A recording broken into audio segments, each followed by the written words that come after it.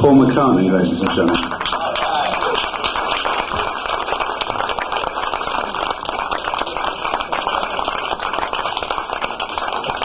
Hello. You probably know, like all tours these days use sponsors, right? I think like most big tours this size kind of get sponsored by someone. And really all we were doing was we were sticking out for a sponsor that we could kind of keep our integrity with.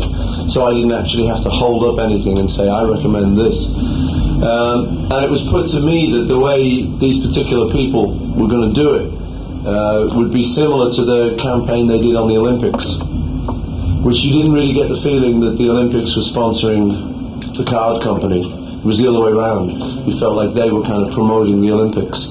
And I think when you see the campaign, you won't ever actually see me turn to the camera and say, hey, don't go anywhere without one of these.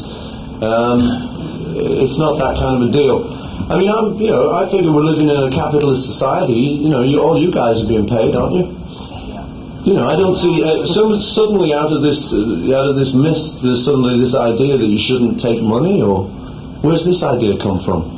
I mean, even the communists are kind of giving up on this idea now. And they seem to say like as if we never got paid in the '60s or something, or we never accepted money. We never did commercials. And this is not me really doing a commercial. This is a commercial about the tour. With these people, and they're underwriting the travel expenses. I personally don't see anything wrong in it. I don't see anything wrong in even the Stones deal, which people think is a real sellout, or the Who. I wouldn't personally do one of those beer commercials and stuff, because I'm not really into commercials. But I think on a tour of this size, I think it's allowed in our society to accept money. Is that going to be seen as bad? I'm not sure. I'm not really that into it. The point is, there's in the economics of a tour like this, just getting from place to place is a big expense, and so these days most people accept some kind of sponsorship. So we held out from all the obvious ones, and we've gone with this one, which is, I think, when you see the actual commercials, you'll agree there's no real sellout. Do you still feel strongly against using your music in other commercials for other products? Yeah, I mean, I see a difference here, in this thing. I mean, I wish I had the commercial to show you. I haven't even seen it and stuff, but I think there is a difference using songs like All You Need Is Love to kind of promote a product, and using them sort of like in a movie or something. I think actually once they get identified with a specific product, like all the things that people have been doing for soft drinks things, I think there is a difference, and that kind of commercial I wouldn't do. I mean, I was telling someone yesterday I'd been offered a lot of money to hold up a whiskey bottle in Japan. That I don't want to do, though, because that is like what I'd call a commercial. But I think if these people you're talking about, Visa, want to film us, film this, show the tour, show moments from the show, show me getting in and out of limos, and then talk about their card without me ever actually turning to the viewer and saying, yes, this card, In fact, we're kind of irreligious about it. We do sound checks where we advertise other cards. You've always used the recording studio as an instrument in itself. Could you tell me how you view recordings back from the Beatle days to now? I mean, is it more fun? You spent 30 years in the studio. How do you feel about recording? Well, I mean, the main difference is it used to be a lot quicker to record. We recorded the first Beatles album in a day. 10 o'clock in the morning till 10 o'clock at night, and we did Twist and Shout last, because if we'd have done it first we couldn't have done any of the others. John's voice would have gone. So one day for an album, which is pretty fast, to now it's like one day. It takes one day to switch on the machines now. Load the computer, find out where the on-off switch is. But that's the main difference, I think, is it just takes forever now to record one song, whereas you used to do a whole album in a day. But the nearest I've got to it recently was doing that Russian album I did of rock and roll songs, which we did 18 songs in a day. And it was really good. I think it's more fun to record that way, very spontaneous, and immediately. The other is like, God, it's like, honestly, it's terrible. You get this computer downtime. It's the other great fun thing you get. You probably all get it too. It's like, take 5 hours, guys, we're just going to fix the computer, which was introduced to make things cheaper and quicker. Paul, what kind of music on this concert tour? What are we going to hear tonight? Wait and see. We know you're doing some Beatle songs. Yeah, we do 16 Beatle songs, 15 non-Beatle, and a couple of mine, and then a couple of rock and roll things. You've given us years and years of music. I'm sure everybody in here feels very dear to music. I understand that next year, for the first time, you are going to co-write a book about this. Is it a deal with Pioneer Books? I'm not really sure which deal it is you're talking about. I've got a friend of mine who from the 60s, he recently approached me. He wants to do a book. He just did a book on Allen Ginsberg, and he's it'd be a sort of art. It would concentrate on the art rather than which toothpaste I use, you know. Well, can I ask you about what I read in so that's probably it. British magazine? It's a book called Paul McCartney, 20 Years on His Own. Pioneer Books, apparently co-written. Is that bogus? No, I'm not. I don't know really. You know, I'm not co-writing a book with anyone, so maybe it is bogus. Well, these things do spring up, you know. On your last album, you've worked with about 6 producers, and one person you keep going back to is George Martin. What is it about George Martin that he provides that you can't? I know his address. No, really, I love George Martin. He's a marvellous man. He's a great musician. We get on very well. I've known him a long time, so I can sit down and in half an hour we can kind of do something very constructive. I don't have to go through meeting him and getting to know him and checking out our chemistry and stuff. Plus, he's a great musician. Paul, I realize that perhaps there's no other way to do this, but I'm just wondering if you could comment on venues of this size and the fact that so many people walk away from these concerts thinking that they got ripped off because the sound was bad.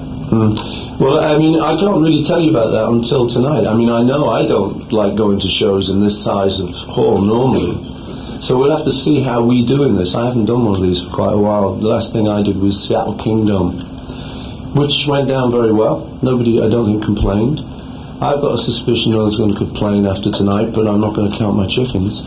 I say, normally I saw Genesis in Wembley, the football stadium, in Wembley in England, and I couldn't tell whether Phil Collins was on the stage or not. I think that's a problem, And also, you suddenly find you've come out and you're watching telly all evening. When you thought you were going to a concert, you're watching this big screen, you go, I could have stayed at home and done this. It would have been warmer. But we're trying to, address those problems. We'll see. We've tried to make the show good wherever we are, even if it's in a pub or if it's in a venue this size. The idea is the music should be good enough to satisfy you. So we'll see how you feel tomorrow. I hope no one feels ripped off. In your words, though, why are you having to play venues of this size? I'm not having to play venues of this size. The promoter just says, would you like to play the Skydome? And I say, yes. I mean, I'll play anything. Like I say, I'll play a little club or a little pub or anything. If there's a venue there, I normally haven't got anything against them. I say, but the Seattle Kingdome was pretty good. Songwriting. We'll see. Apparently, Elvis Costello was a big Beatles fan, I'm told. When you worked with him on Flowers, did you note the Beatle influence in his music? And was it a deterrent or an aid to the project? Yeah, he's a Beatle fan, and I suspect he's a John fan. Because often guys who wore glasses kind of identify with John. I mean, that's true. It's true, because they would identify. You know some of the problems he's going through, kind of thing with this. But he's similar to John in a number of ways, and it wasn't a deterrent. It was good to work with him, mainly just because he's a good writer and he's got a very strong opinion. That was the main thing. Pardon? Why didn't he come on the tour? I don't know. Did you ask him? No. Maybe that's why. You're doing Friends of the Earth. Could you talk a little bit about what are the environmental issues that are close to your heart? And, yeah, well, I mean, really all that's happened with me is that, like a lot of people, probably all the people in this room, this year has been the year when finally people have realised that, like, it's catching up with us, I mean, I know about 10 years ago some scientists produced a thing called Blueprint for Survival, where they warned about all this global warming, but I think we all went, oh yeah, the politicians will fix it up, our government will do something about it. But it never looked as serious until this year when they actually told us there's a hole in the sky. I think that's what got me, the hole in the ozone layer, that is getting wider unless someone, stops using CFCs and stuff. And then you go to places like LA and you see the smog hanging over it, you think, So all of these things basically have led me to think about this tour and think about either we just go around the world having a bit of fun, making some money and making music for the fans, or at the end of it all we come off it all and we think, okay, there was a little bit more to it than that. So that's when we decided to hook up with the Friends of the Earth. And all I'm really doing is, I don't know that much about it. I'm a father of 4. If I go to a lake, I'd like it to be clean, please, so I can swim in it. I hate the idea that it's like there's all crap in it. And similarly, you go out to sunbathe. It used to be a great thing to do. Now you've got to kind of put on Block 79, before you go anywhere. And I think it's crazy. We're the only species on Earth, as far as I can see, that soils its own nest. And we're getting even more far out. So I think, what I normally do in these press conferences is ask, will anyone who doesn't want to clean the world up and doesn't want to save the planet, please put his or her hand up now? And obviously no hands go up. So it's just common sense to me. And I've got a platform here with these concerts and press conferences like this, where I actually get to talk to radio and TV and journalists, and push home the fact that people like Friends of the Earth do want it cleaned up. They don't want spills like Exxon. And if it spills, they want it cleaned up, not half cleaned up like it was, So, to me, it's nothing more than common sense. It's been 13 years since your Wings Over America tour and 20 years since you performed some of the songs actually on stage. Have you ever forgotten any of the words? So far? Ever? Better question, have I ever remembered them? There's always like about a line a night I go, oh God, I wish I... there's a lot of words to remember in a 2-hour show, and I must admit some of them elude me occasionally. But it's funny, I was in Europe and the audience is there, obviously, this was like, I think Spain, and I had 2 instances. One where I got it right and one where they got it right, because often they know it better than me, because they've heard these records and they've been listening to them where maybe I haven't for the last 20 years. So I'm not through yet. Do you mind? I don't care if you've got... No, hang on, I'm telling the story here. Whose life is it anyway? No, I'll tell you what, just quickly then, just very brief on this long-winded story I'm about to go on.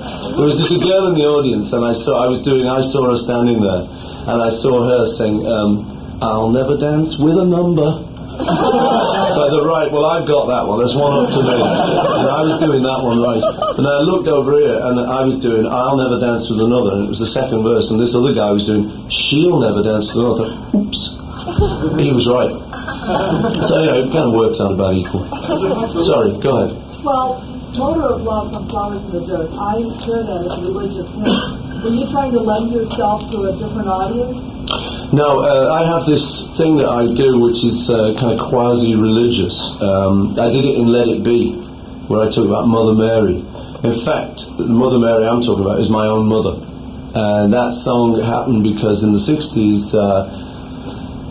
one night I was a bit sort of freaked out, as happened often in the 60s, those crazy days. He said, admitting everything. But and I was a bit sort of freaked out, and I was having a dream, and my mother came to me. She died when I was 14. She came to me in this dream and sort of, she said, it's all right, kind of thing. And it really did make me feel a lot better when I woke up. So I wrote the song, in my darkest hour, Mother Mary comes to me. So that was that one, and that got interpreted as being a bit religious, which, you can take it that way if you want. It works both ways. And in this song, Motor of Love, that you're talking about, I talk about Heavenly Father. I'm actually talking about my dad. Heavenly Father looked down from above.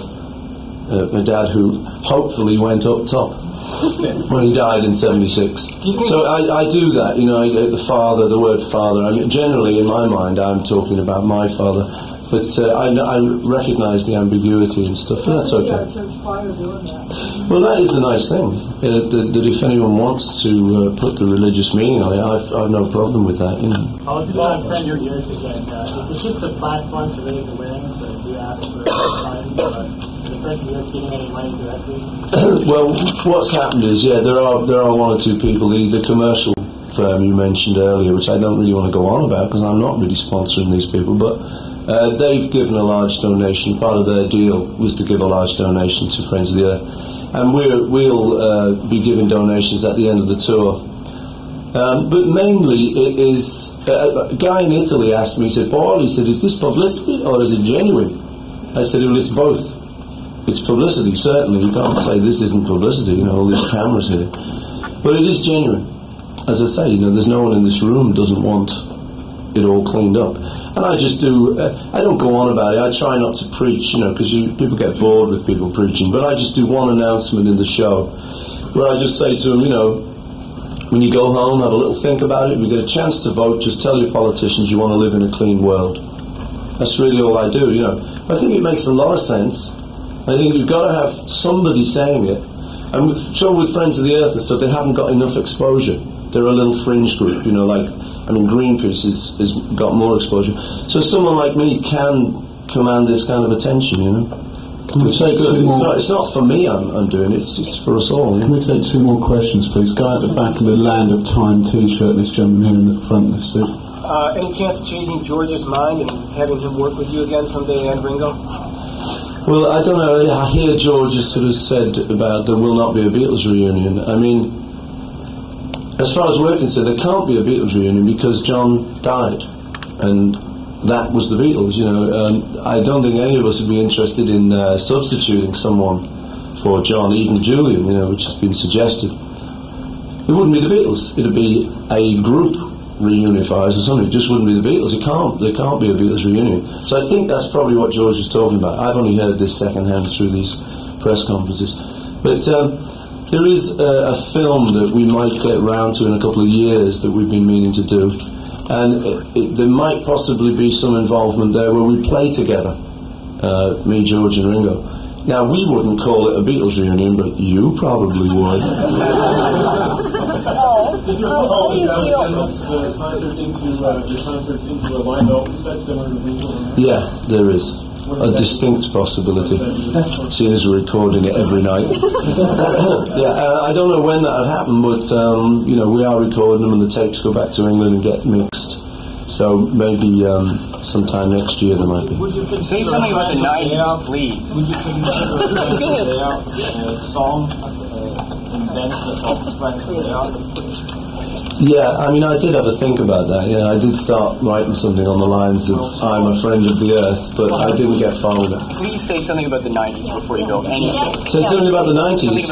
The 90s is going to be the time when people finally realise we've got to clean this world up, and the 90s are going to be the time when we do it in order to have a clean 21st century. Well, that's my wish anyway, Thanks very much, ladies and gentlemen. Okay. Thank you.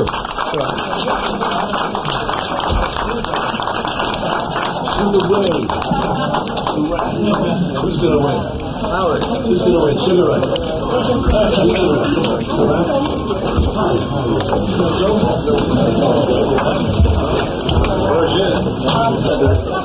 Sir, second time you've done that to me today. No, sir, please. Right. See ya. Right one side. Yeah,